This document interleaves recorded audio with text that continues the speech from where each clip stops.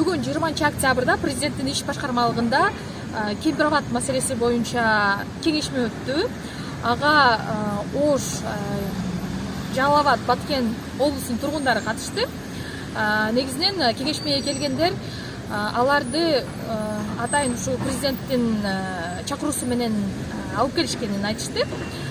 Жыйындын башында президент Садыр Жапаров жана УКМКнын башчысы Камчыбек Дашиев элге кыргыз-өзбек чек арасы боюнча түзүлгөн келишим долбоорун түшүндүрүп беришти. Андан соң суроо жооп иретинде өттү кеңешме.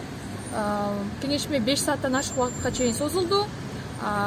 Кеңешме негизинен кандай өткөнүн, эл кандай ойдо калганын, анда кандай маселелер көтөрүлгөнүн элдин өзүнүн оозунан угалы.